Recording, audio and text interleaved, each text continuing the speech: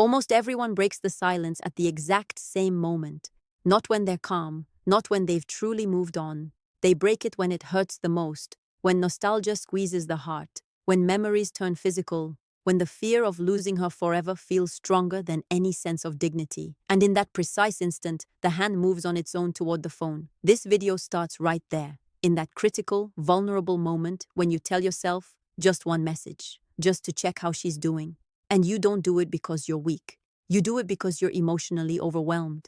Because for days, weeks, you've been holding strong in silence without fully understanding why that silence matters so much. Most men don't break the silence out of pure impulse. They break it out of hope, believing that single message might fix something, soften the distance, give them back a shred of control. But what they don't see in that moment is this: that message isn't strength, it's fear. And fear, though deeply human, never improves your emotional position. On the contrary, when you send it from that place, you're not freeing yourself. You're exposing yourself again. You're not closing anything. You're reopening the wound. And the worst part? For a few seconds, it feels like relief. It feels like you finally did the right thing, until the silence on the other end hits, or a cold reply arrives, or worse, a response that changes absolutely nothing. Because that's the massive mistake most make, confusing momentary relief with real resolution. They break the silence seeking peace, but the only thing they get is a return to square one, with less strength and more doubt. Then comes the guilt, the self-reproach, the feeling of having failed once again. But here, you need to understand something vitally important. And this video is going to walk you through it.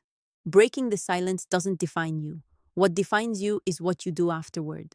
If you learn from it, if you recenter, if you understand why it happened and how to never fall back into that same emotional state again. This video isn't here to punish you. It's here to hand back your control, to show you why almost everyone breaks silence at the worst possible moment and how you can become the exception starting right now. Before we go deeper, make this conscious move. Smash that like button if you've ever broken the silence at the hardest possible moment. Subscribe to Relationship Psychology and turn on notifications. Because here we don't judge mistakes, we transform them into strength. Share this video to help other men see clearly, and drop one single sentence in the comments that marks the decision you're making today. I will not break the silence, not out of pride, not out of punishment, but out of clarity. Because when a man truly understands when not to reach out, he begins reclaiming something far more valuable than any reply: control over himself. Most men break the silence exactly when it's most crucial to hold it, because a very specific emotional peak arrives. The peak. That moment when nostalgia stops being just a memory and becomes a crushing pressure in the chest. When the mind starts screaming that if you don't act now, you'll lose her forever. And that's exactly when almost everyone falls. They don't break the silence because of a bad logical decision. They break it because the body can't hold anymore. Because silence, when misunderstood, feels like forced restraint, like repression, like a constant internal battle. And when silence is experienced that way, it doesn't hold, it shatters. Here's the key almost no one explains clearly. Many men keep the external silence, but inside, they're still emotionally hooked. They keep checking the phone. They keep interpreting every possible signal. They keep waiting for a reaction. And that kind of silence isn't power. It's accumulated tension. It's only a matter of time before it explodes. The most dangerous moment isn't the first day or the first week. It's when you've held strong for a while and it feels like nothing is changing. When you start thinking the silence isn't working, when doubt creeps in, when you compare yourself to others. And then the most treacherous thought appears: what do I have to lose? In that instant, the brain isn't looking for strategy. It's looking for relief. It wants to calm the anxiety, not position you better. And sending the message becomes the fastest way to release the internal pressure. The problem? That relief lasts seconds. The emotional cost lasts much longer. Because after you send it, you're once again dependent on a response you can't control. This is where you grasp something essential. Breaking the silence isn't a moral failure. It's an emotional timing failure. It happens when you're most vulnerable, not when you're clearest. That's why it hurts so much afterward. That's why the guilt arrives. That's why you promise yourself never again, until the next peak hits. This point is fundamental for repositioning yourself because it's not about brute force or holding on through pride. It's about understanding your own emotional peaks so you stop making decisions from them. When a man truly gets this, he stops fighting himself and starts supporting himself better. Breaking the silence didn't make you weak. It showed you exactly where you were most vulnerable. The anxiety comes when the body can't contain it anymore. And from that moment forward, if you learn to support that exact point, you no longer write from anxiety. If you ever write again, you do it from calm. There's something you need to hear clearly, because this is where many men get lost. Breaking the silence didn't take away your value. It didn't erase who you are. It didn't invalidate everything you did right before. It didn't make you less of a man. All it demonstrated was that you were in a highly charged emotional state. And that doesn't define you. It signals something. The real issue isn't that you wrote. The real issue would be staying trapped in guilt afterward. Because when a man punishes himself for an emotional mistake, he loses twice. Once from the action, once from the story he tells himself about it. And that's where something deeper than silence breaks. Inner confidence. This is where you reposition yourself. Understand that value isn't measured by never failing. It's measured by how you rise after you fall. If you broke the silence and use it to learn exactly when you're most vulnerable, you advance. If you use it to beat yourself up, you stay stuck in the same emotional place that led you to write. Many men believe that after breaking silence, they've ruined everything. That's false. Not because writing has no consequences, but because no consequence is final if you recenter. The mistake wasn't writing once. The mistake would be continuing to write. The mistake would be entering a cycle of justification, explanation, trying to fix with words what can only be corrected with position. This point is crucial. Your value doesn't depend on one isolated action. It depends on the coherence you build afterward. If you wrote, you stop. If you exposed yourself, you withdraw. If you reacted, you return to center. That's not weakness. That's real self-mastery. This is where many men reclaim something precious, quiet dignity, not the kind that shows off, the kind you feel when you know that even if you stumbled, you didn't abandon yourself. And that feeling weighs more than any message sent or received. Breaking the silence didn't strip your strength. It showed you exactly where you still needed to strengthen. And when a man understands that, he stops treating mistakes as life sentences and starts treating them as adjustment points.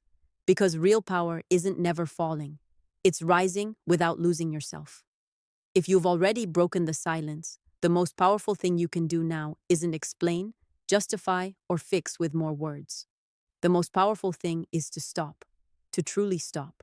Because the real mistake wasn't writing once. The real mistake would be continuing from the same wounded place. This is where most men go wrong again. After breaking silence, the impulse comes to fix it. Send another better message, clarify, soften, end elegantly. But every additional attempt deepens the same emotional position, the man trying to regain control with words. And control is never regained that way. What truly works is something far more uncomfortable for the ego, but infinitely more effective for your balance. Withdraw calmly, not disappear in anger, not punish, not make a dramatic exit. Simply return to silence. This time from awareness, from I see it now, from I don't move from here. When you stop, something shifts inside you immediately. The anxiety begins to drop, not from temporary relief, but because you stop exposing yourself, stop waiting, stop interpreting replies. You reposition yourself as the observer of your own emotional state. And that repositioning is key to regaining stability. She, on her side, feels the break, not always consciously, but she feels it. She notices there's no follow-up, no insistence, no late explanation, and that reconfigures the dynamic far more than any perfectly worded message ever could, because the silence that follows erases the urgency of what came before. This point is crucial. What defines your position isn't the mistake. It's the conduct that follows. If you wrote and then stopped, you reposition. If you wrote and kept going, you dig deeper into the same dynamic. The difference isn't in the past, it's in the decision you make right now. You don't need to do anything heroic. You need to stop continuing the reaction. Because when a man understands that stopping, even after failing, is possible, he reclaims something far more valuable than silence. He reclaims control over his own impulses. The silence that truly works isn't the one used as punishment, nor the one held through rage. It's the silence that arises when you no longer need a reaction, when you're no longer paused waiting for something, when you stop measuring time or interpreting gestures. This silence doesn't weigh, it centers. Here, everything changes. Because you're not staying quiet to provoke, you're staying quiet because you have nothing to prove. You're not suppressing words, you're honoring your center. And that difference, though invisible from the outside, is felt powerfully from the inside. Anxiety drops because there's no more internal fight, no more resistance. There's acceptance that right now, not writing, is self-care. This silence needs no exaggeration or rigid rules. It isn't counted in days or measured by results. It holds as long as you feel stable inside it. And when a man acts from stability, even his absence communicates something different. No urgency, no need, just coherence. She senses this shift, not as a challenge, but as a new reality. She notices there's no back and forth, no impulsive message, no late explanation, and that reorders everything more than any attempt at contact ever could. Because silence that closes demands nothing, it marks a position. Meanwhile, you begin reclaiming something essential, your internal rhythm. You stop living glued to the phone. You stop anticipating scenarios. Your energy returns. And when that happens, silence stops being effort and becomes rest. You're no longer staying quiet to hold on.